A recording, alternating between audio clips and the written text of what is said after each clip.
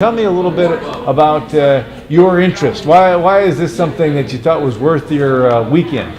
I think this was the SHAPE initiative. I followed it for the last 10 years, initially as a fellow in training, and my mentor and guide, Dr. Fusar, has been a supporter of the SHAPE initiative, mostly because it really tries to get to folks who are being undertreated, try to really get to the concept of prevention and then eventually eradication of heart attacks. And I followed along that story. A lot of our research, in fact, is in the field of primary and secondary prevention.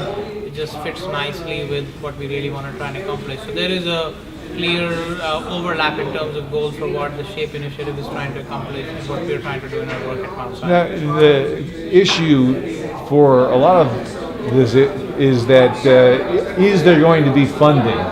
We can come up with the greatest idea ever, but how are we going to get it funded? So if you were to be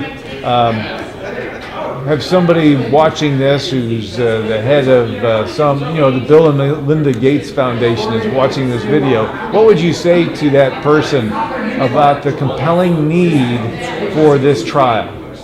I think what I would say is that even after multiple therapies that have been looked at in large randomized trials, there is clearly a large residual risk for heart attacks and strokes. This is something that is a pervasive problem that's growing here in the United States and elsewhere in the world at an even faster pace.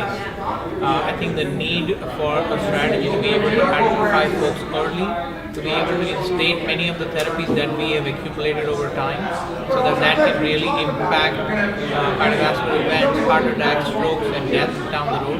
I think that to me it begs for a trial which can help answer the simple question: when is the right time for us to find these people? The concept of eradicating heart attacks is what drives the organization. It seems awful audacious to even suggest that that's possible. Do you think it is possible? Maybe not in our lifetime, but that sometime during this century? I believe in what we talk about as physicians in the hunter-gatherer diet. I mean, you think about those times back to the cave time, there really was no heart disease and stroke to the same extent that we talk about now. In fact, I would say this really is a problem of the last century. And therefore, I believe if there were a way for us to simulate that effect going forward, whether it's through medications or lifestyle, I think we could very well get close to the goal of eradicating heart attacks and strokes.